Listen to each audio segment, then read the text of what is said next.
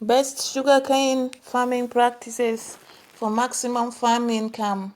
Foundation pillar number 4. This is integrated intercropping for maximum land productivity. One of the most overlooked opportunities in sugarcane farming is the enormous potential for intercropping. Growing complementary short-duration crops between sugarcane rows during the early crop stages, when the widely spaced cane plants are small and abundant space, sunlight, and resources remain unutilized. Intelligent intercropping can generate additional income of between $500 to $1,500 per hectare from intercrops while simultaneously improving soil health, suppressing weeds naturally, and optimizing overall land use efficiency. This practice transforms sugarcane from a monoculture into a diversified farming system that provides multiple income streams, spreads risks, and generates continuous cash flow throughout the year rather than waiting 12, 12 to 14 months for cane harvests. Let's look at step-by-step implementation of this. The key to successful intercropping is selecting crops that mature quickly, between 90 to 120 days. Don't compete aggressively with young sugarcane for nutrients and water, and preferably provide nitrogen fixing or other benefits. Excellent intercrop choices include legumes like cowpeas, mung beans, black gram, or soybean. Vegetables like onions, garlic, coriander, radish, and cabbage or cauliflower, and other short duration crops like turmeric, ginger, and chili. Plant intercrops 2 to 4 weeks after sugarcane establishment, when cane seedlings are well established and vigorous. Position intercrop rows in the wide space between sugarcane rows. With 5 to 6 feet sugarcane row spacing, you can establish 2 to 3 rows of intercrops between the cane rows. For legume intercrops, plant them without additional nitrogen fertilizer. They fix their own but provide adequate phosphorus and potassium. These legumes actually benefit your sugarcane by fixing atmospheric nitrogen, approximately between 30 to 60 kilogram nitrogen per hectare. That becomes available to cane as legume residues decompose after harvest.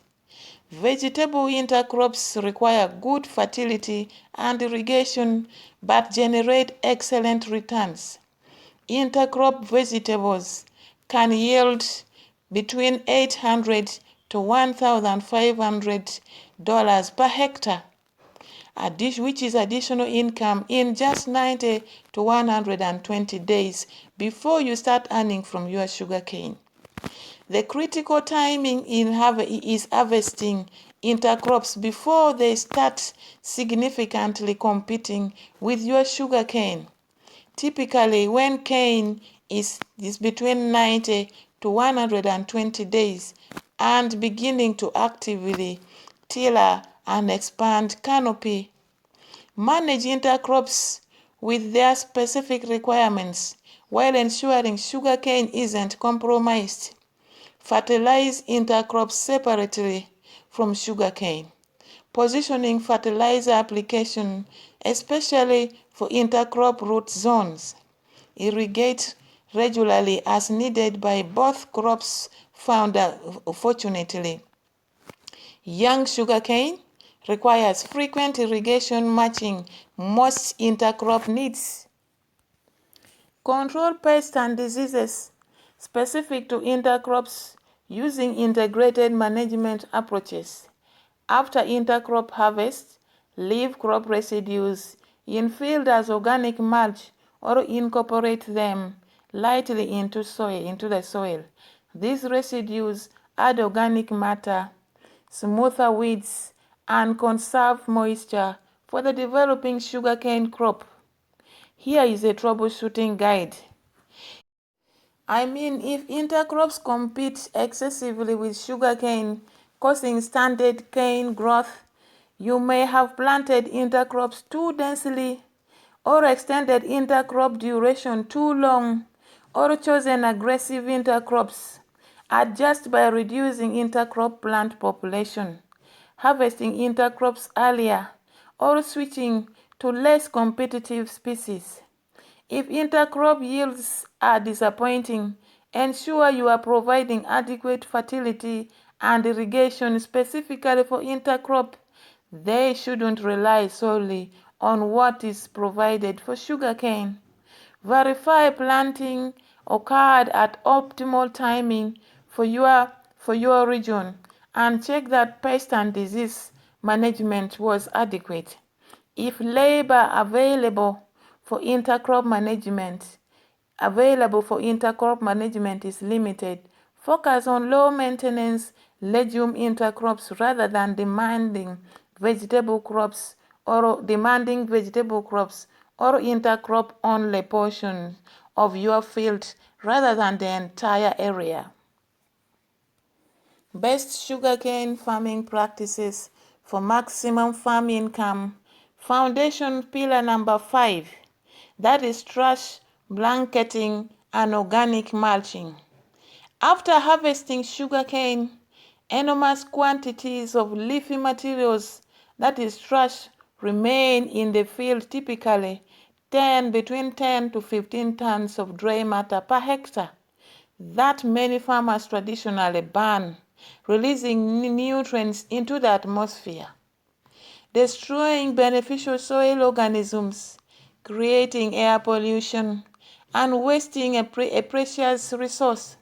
The revolutionary practice of trash blanketing, retaining this sugarcane trash as a thick mulch layer in the field, represents one of the simplest yet most powerful interventions for improving subsequent ratoon crop performance. Trash blanketing can increase ratoon yields by between 15 to 25%, reducing irrigation requirements by between 25 to 35%, and suppress weeds dramatically.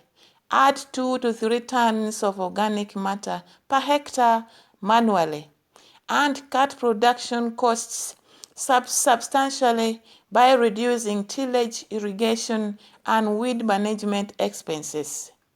Let's look at step-by-step implementation of this strategy or this pillar.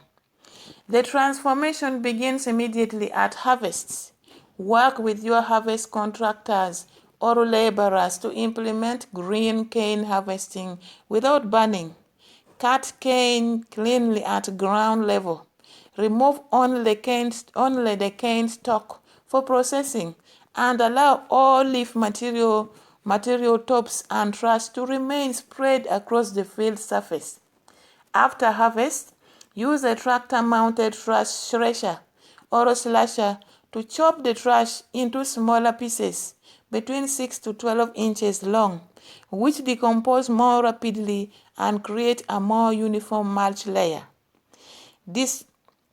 Distribute this shredded trash evenly across the entire field surface, creating a continuous blanket of between 2 to 6 inches thick, covering the soil completely. This trash blanket begins working immediately to transform your field conditions. Soil temperature is moderated, protecting ratoon birds from extreme heat or soil or cold stress, particularly critical in subtropical regions experiencing winter cold or summer heat extremes. Soil moisture is conserved dramatically. The thick organic layer prevents evaporation, allowing soil to retain moisture far longer between irrigations. Weed suppression is substantial. The thick mulch layer blocks sunlight from reaching soil surface, preventing most weed seed germination, and reducing your weed management labor and herbicide costs by 60 to 80%. As the trash decomposes over 6 to 12 months, it gradually releases nutrient approximately between 30 to 40 kilograms of nitrogen. That is 10 to 15 kilograms and 10 to 15 kilograms of phosphorus, 60 to 80 kilograms of potassium per hectare, reducing your fertilizer requirements while continuously improving soil organic matter.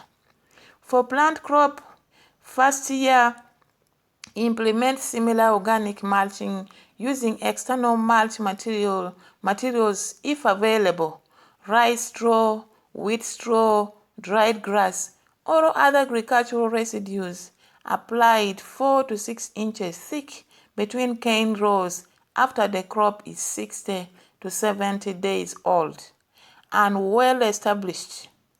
The benefits mirror trash blanket effects. Moisture conservation, weed suppression, temperature moderation, and organic matter addition. In both cases, keep mulch 2 to 3 inches away from the base of sugarcane clumps to prevent excessive moisture around stems, which could encourage rot disease. Here is a troubleshooting guide. If you observe termite activity increasing in trash blankets, don't panic. Termites actually help decompose trash and rarely damage living cane plants. If termite damage to the cane does occur, spot treat affected areas with appropriate insecticide rather than removing the beneficial trash blanket. If you notice slower decomposition than expected, ensure trash is adequately shredded. Large pieces decompose slowly. Remember this. And verify soil moisture is adequate. Decomposition requires moisture, and consider applying a small nitrogen fertilizer dose, like between 10 to 15 kilograms of nitrogen per hectare, to stimulate microbial activity that decomposes the high carbon trash material. If rodents or snakes become problematic in thick trash you have to maintain cleaner areas immediately around field edges. Use natural predators, burn holes, etc. And consider slightly thinner trash application in problematic areas while maintaining coverage. If mills or contractors resist trash retention, explain the economic and agronomic benefits. After offer to coordinate harvest timing and demonstrate results on a portion of field first to build confidence. Best sugarcane farming practices for maximum farm income. Foundation pillar number 6. This is strategic ratoon management for extended crop life.